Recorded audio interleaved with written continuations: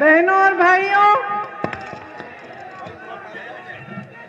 अमेठी के सभी पदाधिकारी, कांग्रेस पार्टी के पदाधिकारी, सभी नेतागण, हमारे प्रत्याशी, मंच पे पधारे समस्त जन, आप सबको इस सभा में बहुत बहुत स्वागत।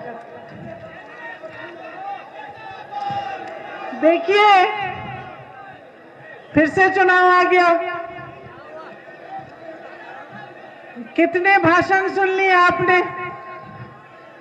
बहुत भाषण सुने होंगे, बहुत नेता आपके सामने आए, अलग अलग पार्टियों के, सबने आपको भाषण दिया, सबने चुनाव की बात की। मैं भी उसी तरह से आज यहाँ आई हूँ, लेकिन अमेठी आकर हमेशा मुझे लगता है मैं परिवार के बीच आई हूँ, परिवार के सदस्य हैं, खुले मन से, खुले दिल से मैं बात करती हूँ।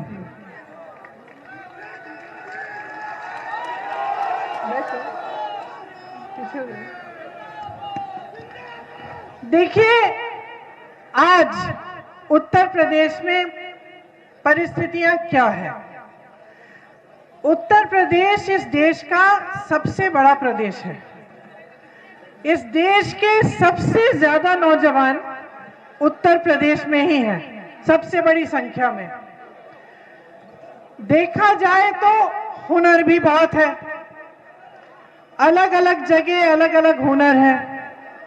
यहाँ की खेती भी बहुत अच्छी तरह से हो सकती है, जमीन बहुत उपजाऊ है, बहुत मौके हैं काम करने के।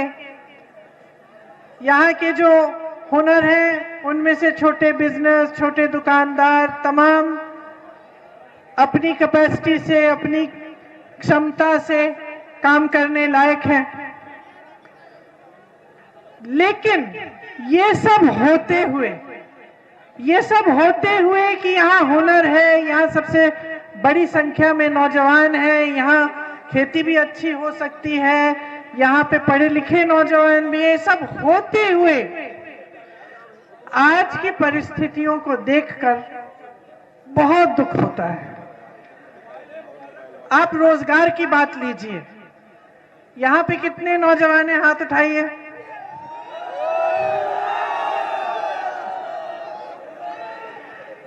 आप में से कितनों को पिछले 5 सालों में रोजगार मिला? नहीं मिला? कोई एक ऐसा नौजवान है जो हाथ उठाकर कह सकता है कि सरकार ने पिछले 5 सालों में आपको रोजगार दिलवाया? नहीं है। अब मैं रोजगार के बारे में कुछ बताती हूँ आपको। 12 लाख रोजगार, सरकारी पद 12 लाख खाली पड़े हैं। 5 साल बीत गए, योगी जी की सरकार रही, केंद्र में मोदी जी की सरकार रही, 5 साल बीत गए। खुद कहते हैं कि 4 लाख रोजगार की उन्होंने एप्लीकेशन खोले हैं और 4 लाख से कम ही रोजगार दिलवाए हैं।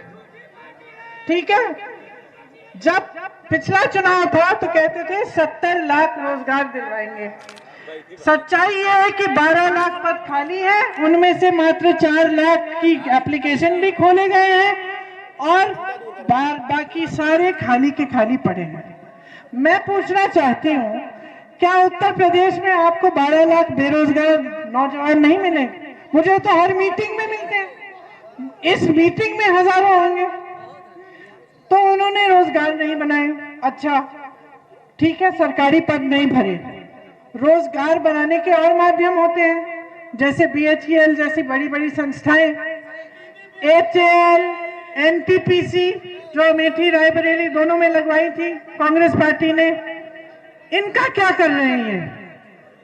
कुछ को बेच डाले, कुछ बेचने की योजना कर रहे हैं। रेलवेज, BHEL, NTPC नाम लीजिए, बेचने की योजना हो रही है या तो बिक गए। किसको बेचे? अपने बड़े बड़े उद्योगपति मित्रों को। तो ये जो दूसरा रोजगार पाने का साधन था, इसको भी खत्म कर दिया। अब तीसरी कहां से रोजगार बनती है? तीसरी जगह जो छोटे दुकानदार हैं, छोटे बिजनेस वाले हैं, जो यहाँ जगदीशपुर में तमाम हैं, छोटे छोटे मैन्युफैक्चरिंग के यूनिट, कुछ छोटा अपना बिजनेस शुरू कर लिया, इससे बहुत रोजगार बनता है। इनको भी आपने खत्म कर डाला, नोटबंदी की, जीएसटी थोप दी, उसके बाद कोरोना में लॉकडाउन अचानक कर दिया।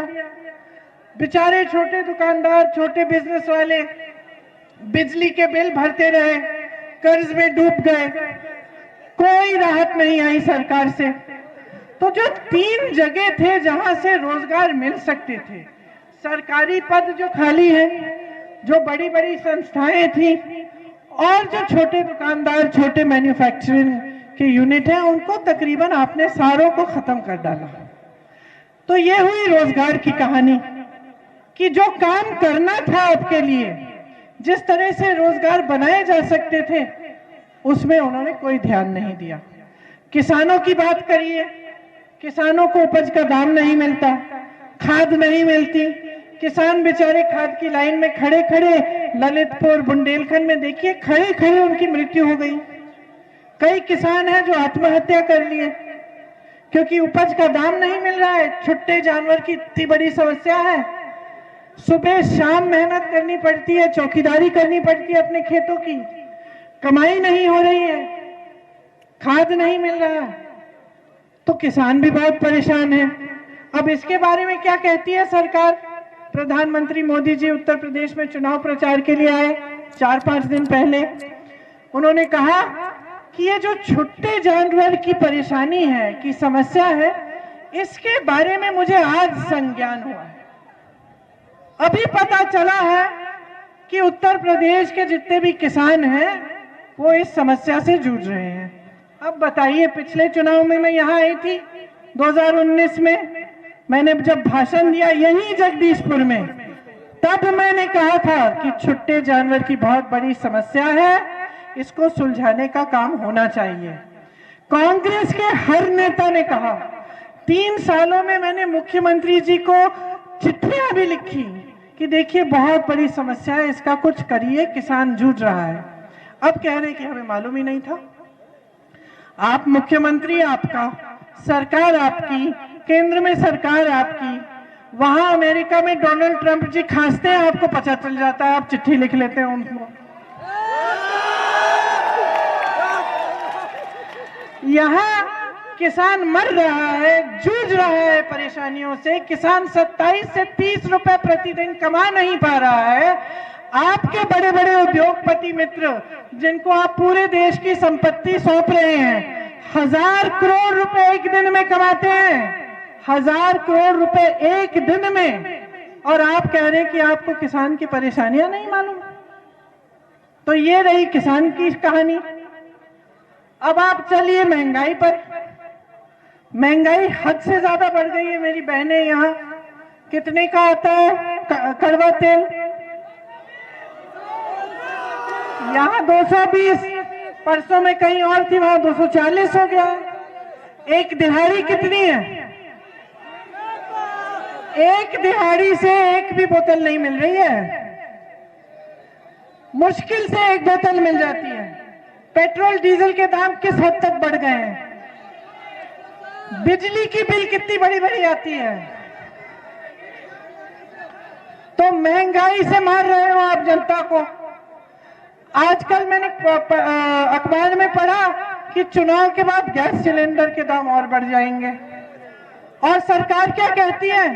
कहती है हमने आपको एक मुफ्त गैस सिलेंडर दिया है। देखिए, सरकार कहती है देखिए, कोरोना के समय से आपको एक बोरा राशन मिलता है, आप खाता खोल दीजिए, आपको थोड़े बहुत पैसे मिलते हैं। अब मैं पूछना चाहती हूँ, क्योंकि एक नौजवान, एक यूपी के नौजवान ने मुझसे पूछा, हम बातें कर रहे थे, उसने भर्ती की परीक्षा दी थी, परीक्षा में पास भी हो गया था, नियुक्ति नहीं हुई, फिर परीक्षा रद्द हो गई किसी बहाने, बहुत दुखी था, परेशान था। तो मैंने पूछा कि भाई सरकार क्या करती है? तो उसने कहा कि सरकार एक बोरा राशन तो दिलवा देती है, थोड़े बहुत पैसे भेज देती है हर 2-3 महीने। ये भी कहा कि जब चुनाव आता है तब पैसे थोड़ी तेजी से आते हैं, तब राशन थोड़ा तेजी से आता है, नहीं तो फिर जब जी चाहे भेज देते हैं। उसने मुझसे एक सवाल पूछा कि दीदी आप बताओ, क्या ये जो एक बोरा राशन है, इस पर मैं अपना भविष्य बना सकता हूं? क्या इसके आधार पर मैं अपने पैरों पे खड़ा होऊंगा? क्या मुझे कल कमाना पड़े, अपने माँ बाप के जीवन को सुधारना पड़े, अपने परिवार की परवरिश करना पड़े, तो क्या मैं इस एक बोरे राशन और ये 1000-2000 रुपए से कर पाऊंगा? क्या यही है सरकार की मेरे प्रति जिम्मेदारी? ये पूछा उसने मुझे, और मैं सरकार से पूछना चाहती हूँ, आप जो ये राशन दिलवा रहे हैं, आप जो ये थोड़े थोड़े पैसे भेज देते हैं खाते में, क्या यही आपकी जिम्मेदारी है जनता के प्रति? क्या आप सोचते हैं कि जनता इसको लेकर खुश होकर आपको वोट दे देगी और कहा इसी पर यहीं पर आपकी जिम्मेदारी खत्म हो गई? क्योंकि मुझे लगता है कि ये सरकार अपनी जिम्मेदारी भूल गई। देखिए, केंद्र में जब सरकार होती है, जब प्रदेश में सरकार होती है, तो क्या नहीं हो सकता। अब यहाँ बुजुर्ग बैठे हैं, तमाम मेरे साथी, पुराने साथी बैठे हैं, ये बताएंगे जब राजीव गांधी जी प्रधानमंत्री जी थे, सरकार केंद्र में कांग्रेस की थी, प्रदेश में कांग्रेस की थी, तभी तो ये BHEL लगा यहाँ, तभी तो ये सब हुआ, तभी तो अमेठी का नक्शा बदला। तो क्यों नहीं हो रहा है? आपने कभी पूछा ये सवाल?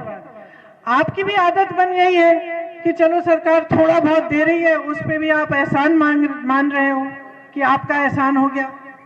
कोई एहसान नहीं है जी, कोई एहसान नहीं है, ये कुछ नहीं है जो आपको दे रहे हैं। आपने सोचा है कि क्यों हो रहा है ऐसे, कि पब्लिक की परिस्थिति ऐसी बना दी है सरकार ने कि वो उस एक बड़े राशन पर, वो थोड़े 1000-2000 रुपयों पर निर्भर हो गई है। कैसे हुआ ये? क्या 10-15 साल पहले ये परिस्थितियां थी कि रोजगार मांगते थे आपको मालूम था, आप दिल्ली जाएंगे, आप मांग उठाएंगे रोजगार के लिए, रोजगार मिलेगा। तमाम अमेठी के लोग दिल्ली में, NDMC में, सब जगह भर्ती हुए। ये परिस्थितियां तो नहीं थी ना। तो आप सोचिए, ये जानबूझ के किया जा रहा है, ये जानबूझकर जनता को गरीब रखा जा रहा है। इस सरकार की नीति ही यही है कि बड़ी बड़ी बातें बोलेंगे, सुंदर सुंदर विज्ञापन लगाएंगे कि बहुत खुशहाली हो गई है, बहुत रोजगार दे दिए हैं, बहुत विकास हो गया है, लेकिन असलियत यह है कि वो आपको गरीब और निर्भर रखना चाहते हैं। क्योंकि जब तक आप गरीब रहेंगे, जब तक आप निर्भर रहेंगे, तो ये जो छोटे एक आध चीज ये आपके लिए कर देंगे, ये स्कीम की राशन मिल गया, थोड़ा पैसा मिल गया, इससे आप खुश होंगे, इससे आप एहसान मानेंगे। मोदी जी खुद कहते हैं, उन्होंने कहा कि एक बूढ़ी माँ का वीडियो उन्होंने देखा, जिन्होंने कहा कि हमने मोदी जी की नमक खाई है। उन्होंने खुद मंच पे कहा। इसीलिए हम उनसे गद्दारी नहीं करेंगे, क्योंकि उन्होंने हमें एक बोरा राशन दिया। आपको निर्भर बनाने की योजना है ये। नहीं चाहते कि आप सशक्त बने। ये तमाम नौजवान जो बेरोजगार हैं, ये नहीं चाहते कि आपको रोजगार मिले, ये नहीं चाहते कि आप अपने पैरों पे खड़े हो, ये नहीं चाहते कि आप सशक्त हो, ये नहीं चाहते कि आप आत्मनिर्भर हो, ये नहीं चाहते आपका विकास। ये सिर्फ और सिर्फ अपने बड़े बड़े उद्योगपति मित्रों का विकास चाहते हैं। क्यों? क्योंकि उनसे पैसे मिलेंगे, उनसे मीडिया आप बनाएंगे अपनी, उनसे प्रचार करवाएंगे आपका। और जब तक जनता गरीब रहेगी, जब तक निर्भर रहेगी, जब तक दुखी और परेशान रहेगी, जब तक जनता के दिल में आक्रोश होगा, तब तक आप जनता के जज्बातों का इस्तेमाल कर पाओगे। तब तक आप जब धर्म की बात करेंगे, आप जब जाति की बात करेंगे, तो जनता के जज्बात उभार कर आप वोट ले पाओगे।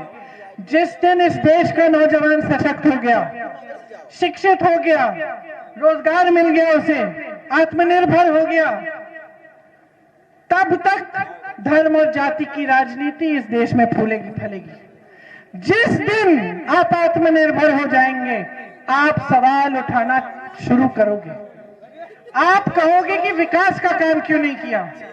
आप पूछोगे कि बड़े बड़े भाजपा के नेता, आप लोग यहाँ की घोषणा करते हो, आप कह रहे हो कि लखपति बनाया आपने हजारों उत्तर प्रदेश में, हमारी यहाँ बिजली क्यों नहीं आ रही है।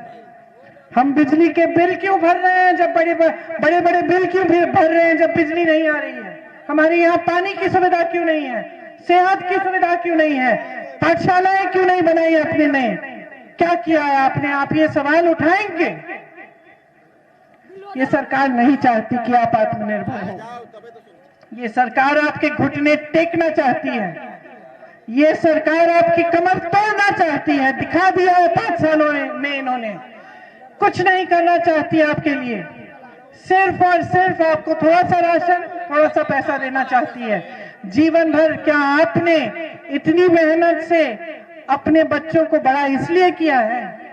मैं गरीब से गरीब परिवार के घर में जाती हूँ, कमाई मुश्किल है, रोजी रोटी नहीं कमा पा रहे हैं, फिर भी वो माँ, वो पिता मुझे क्या कहते हैं कि दीदी हमने मेहनत की है, बहुत मेहनत की है, खून पसीना बहाया है अपने बच्चों को शिक्षित करने के लिए। जहां जहां मैं जाती हूँ सब कहते हैं हमने मेहनत की है अपने बच्चों को शिक्षित करने के लिए, ताकि हमारे बच्चों को रोजगार मिले, ताकि हमारे बच्चे कमा पाए, ताकि हमें उन पर गर्व हो।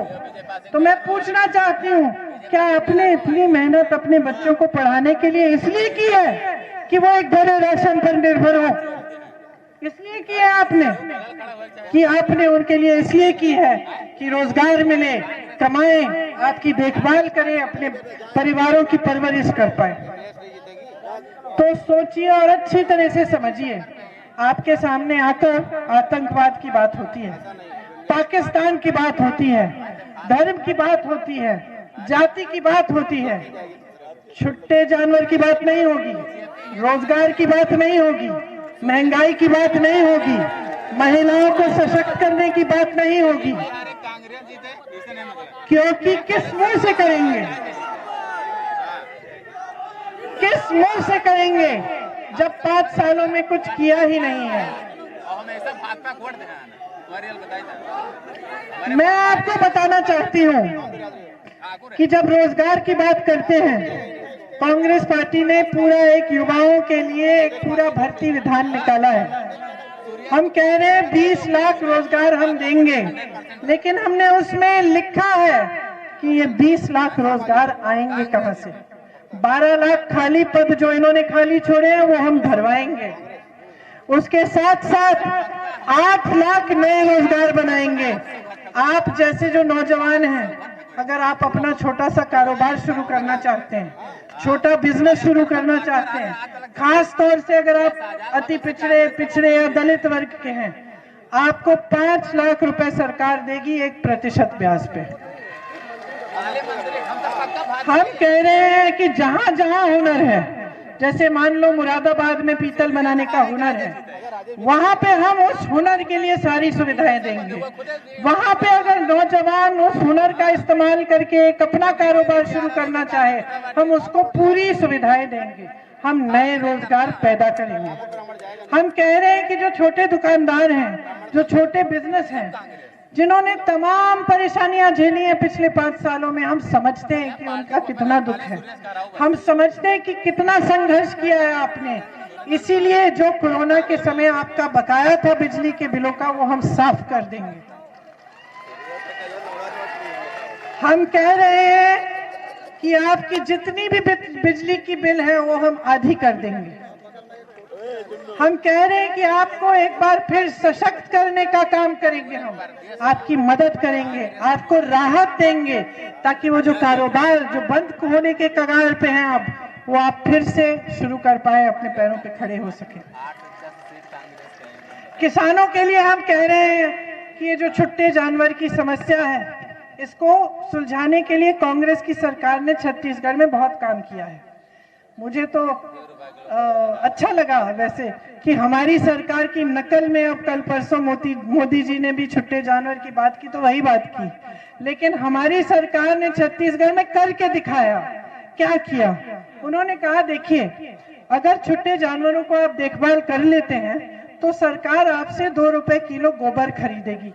अब शुरुआत में तो लोग हंसने लगे कि सरकार गोबर खरीदने लग गई है, लेकिन उस गोबर का फिर सरकार ने इस्तेमाल किया। जो महिलाओं के स्वयं सहायता समूह हैं, उनसे गोबर में वर्मी कंपोस्टिंग करवा के बढ़िया खाद बनवाई, गोबर गैस बनवाई। इससे महिलाओं का भी फायदा हुआ, जनता का भी फायदा हुआ और छुट्टे जानवर को लोग घर में रखने लग गए, देखभाल करने लग गए, क्योंकि उसके लिए कमा लेते हैं। ये होती है सरकार जो सोचती है जनता की समस्याओं के बारे में। हम कह रहे हैं कि उत्तर प्रदेश में हमारी सरकार बनेगी तो हम यही योजना उत्तर प्रदेश में लागू करेंगे। लेकिन सिर्फ ये नहीं, हम ये भी कह रहे हैं कि 3,000 रुपए पर एकड़, मतलब हर एकड़ जो नुकसान हुआ है आपका छुट्टे जानवर की वजह से, वो भी आपको मुआवजा दिया जाएगा। हम कह रहे हैं कि किसानों के लिए गेहूं और धान का दाम 2,500 रुपए हम दिलवाएंगे। पश्चिमी उत्तर प्रदेश में गन्ने के लिए 400 रुपए। तो हम ये सब चीजें कह रहे हैं। महिलाओं के लिए इतनी चीजें हमने योजना पूरी महिलाओं के लिए अलग बनाई है, एक शक्ति विधान बनाया है, क्योंकि हम कहते हैं कि देखिए आप गैस का सिलेंडर बेशक दीजिए, हम कह रहे हैं हम आपको 3 गैस के सिलेंडर मुफ्त देंगे, एक छोड़िए, लेकिन आपको सशक्त करने का काम भी करेंगे। 40% तो सरकारी रोजगार है वो हम महिलाओं के लिए आरक्षित रखेंगे पहले के प्रावधानों के अनुसार। तो पहले जो आरक्षण थे उन्हीं के अनुसार 40% सरकारी रोजगार महिलाओं को मिलेंगे। 25% पुलिस में भर्तियां महिलाओं की होंगी, ताकि जब आप पर अत्याचार हो, आपको आपकी पीड़ा हो, तो आपको एक पुलिस की अफसर मिले आपसे बात करने के लिए, आपको मदद करने के लिए। हम कह रहे हैं कि आज महिलाएं, मेरी बहनें अस्पताल जाती हैं, ब्लॉक के अस्पताल में, तो आपको पुरुष डॉक्टर मिलता है। हम कह रहे हैं कि हर अस्पताल में, हर ब्लॉक स्तर के अस्पताल में एक महिला डॉक्टर, एक महिला नर्स जरूर मिलनी चाहिए, ताकि आपकी समस्याओं की सुनवाई हो, आप खुलकर बोल सकें उन्हें कि आपकी सेहत की क्या समस्या है। हम कह रहे हैं कि आशा बहू और आंगनवाड़ी बहनों का मानदेय हम 10,000 रुपए तक बढ़ाएंगे, ताकि आपको सुविधा हो। हम कह रहे हैं कि आपकी सुरक्षा के लिए अगर आप पर अत्याचार हो और पुलिसकर्मी ने 10 दिन के अंदर अंदर FIR अपराधियों के खिलाफ दर्ज नहीं किया, तो उनका सस्पेंशन का कानून लाएंगे, क्योंकि बार बार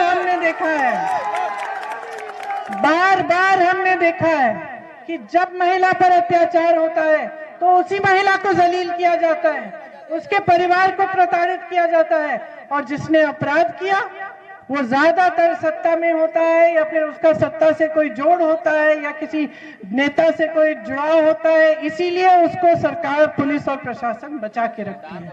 तो इस समस्या को हल करने के लिए हमने कहा है कि हम ऐसा कानून लाएंगे। तो ये तमाम हमने महिलाओं के लिए हम घोषणाएं कर रहे हैं।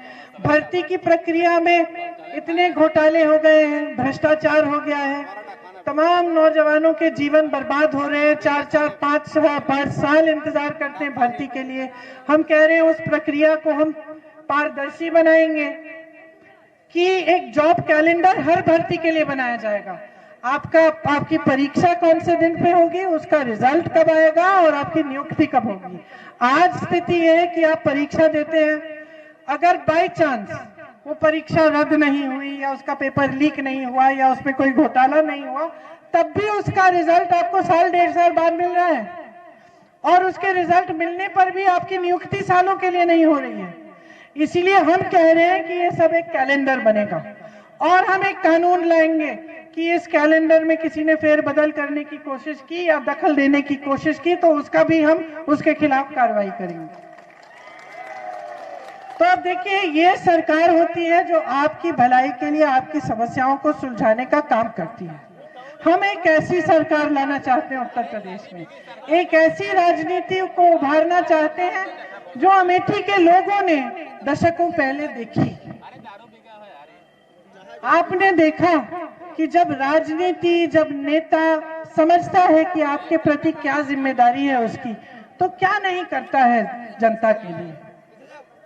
हम चाहते हैं कि उत्तर प्रदेश में फिर से एक ऐसी राजनीति उभरे जिसमें हर नेता समझे कि उसकी जिम्मेदारी है आपके प्रति, कि आपको निर्भर करना नहीं, आपको आत्मनिर्भर करना उसका काम है, कि आपसे वोट मांगना नहीं, लेकिन आपके लिए काम करना उसका काम है। आपके भविष्य को मजबूत करना उसका काम है, अपनी महत्वाकांक्षाओं को पूरा करना उसका काम नहीं है। तो ऐसे ही नेता विजय पासी जी हैं, आप सबने इनके लिए बहुत तालियां बजाई, बहुत उत्साह दिखाया। क्यों दिखाया? क्योंकि आप जानते हैं कि जब जब संकट आया, विजय पासी आपके साथ, आपसे कंधे से कंधा मिलाकर आपके संघर्ष में शामिल हुए। आप जानते हैं कि जब जब आप पीड़ा में थे, आपको दुख हुआ, तो विजय पासी जी आपके पास आए, आपकी पीड़ा को सुना और उन्होंने आपकी मदद करने की कोशिश की। तो इस बार विजय पासी जी को विजयी बनाइए,